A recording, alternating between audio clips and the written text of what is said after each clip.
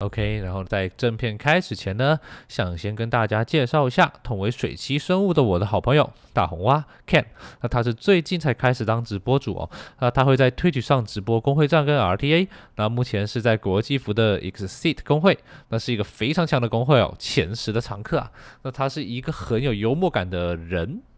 特别喜欢给角色穿一些非常规的装备，像是复仇套的光夏娜、吸血套的穆瑟林，伤口套的火女主，或者是像是复仇套的暗海斯特，然后他会把这些奇怪的角色拿来打 RTA， 非常的好玩。然后其实他最喜欢的是反击套啊，但他真的特别的衰哦。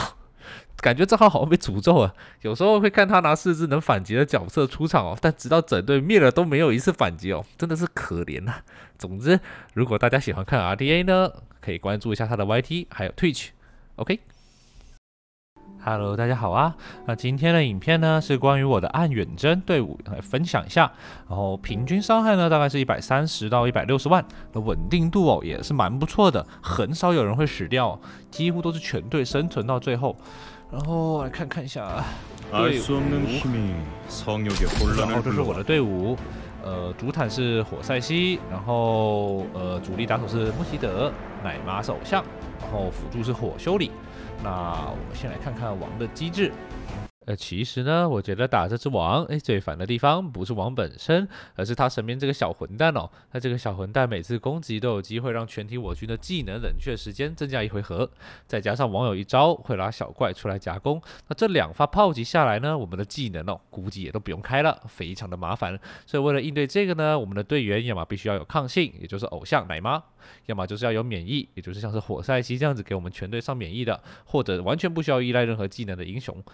再来呢，则是它的固有效果，负荷电流。在战斗开始时，网就会开大，并对我们全队造成负荷电流。那如果不管这个东西呢，那只要有我军的回合结束，就会被一直不停的扣血哦，全体我军。所以我们需要非攻击的技能才能解除这个负面效果。那我的阵容呢比较那啥一点啊，就是除了偶像之外啊都没有非攻击的技能。我这队靠的主要是加速技能的轮转哦，增加补血的次数，用来弥补没有非攻击技能的缺点。再来呢，则是远征王的通用特征，单体攻击只打前排。那如果前排不是坦克的话哦，会被打得剧痛啊，所以我们会把火塞西放在前排。OK， 那这就是王的大致特征。那接下来来看看英雄。OK， 那先来看看我们的主力打手穆希德。那穆希德呢，真的是一只我非常喜欢的英雄哦，我特别喜欢呢，看他在那边一边旋转一边砍人哦。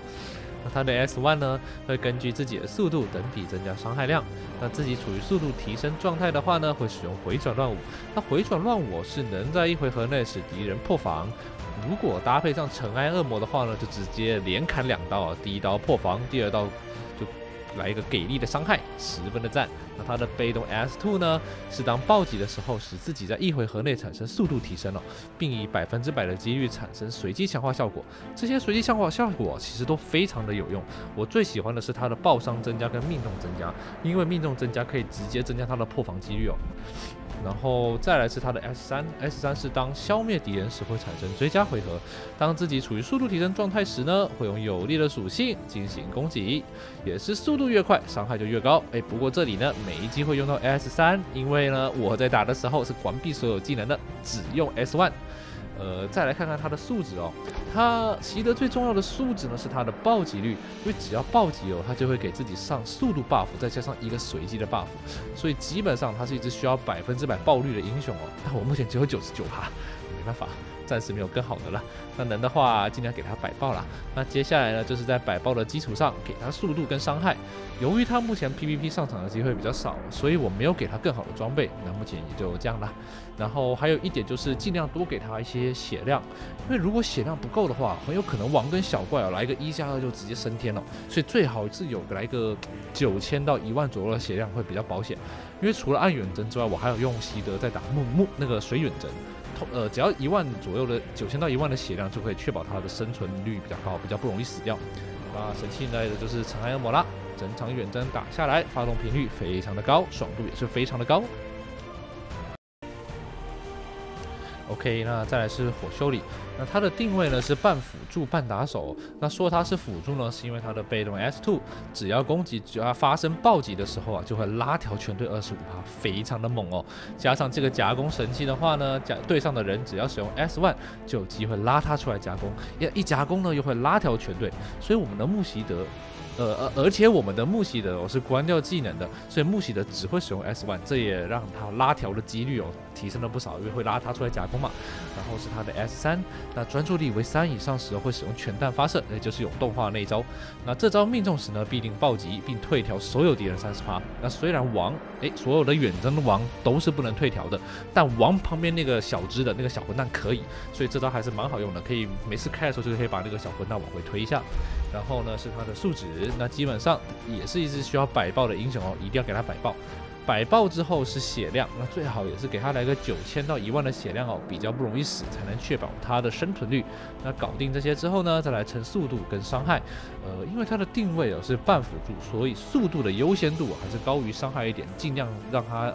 多抢一些回合是比较好的。OK， 那再来是我们的 PVE 女王偶像塔玛琳尔，那相信大家都不陌生吧？那她的优势呢，就是她在 S3变身之后，那变身之后啊，除了全体拉回血之外，还能全体拉条50%还给全队上个攻击 buff。那她的 S1呢，在变身之后会变更为全体攻击，那解除敌人所有的强化效果之外呢，还能拉我军最高攻击力的出来夹攻，这个实在是非常的给力哦。因为如果搭配上我们的穆希德，他就有可能拉他出来，穆希德也有可能会触发尘埃恶魔，直接再砍一刀，伤害非常的高哦。那真的是这一关最适合的奶妈了。为了使他的技能发挥100%的效果呢，他的数值是这样搭配的。那除了一定的坦度跟速度之外，最重要的是它的命中跟抗性哦。那抗性最好是来个接近100或是以上哦，这样才能完全不受那个小混蛋的技能冷却增加影响哦。然后如果撑完抗性之后还有余力撑命中的话呢，也可以给他来个大概85或以上的命中，这样偶像在变身之后的 S1就能顺便解除王的防御力增加的那个 buff， 那个很烦的 buff。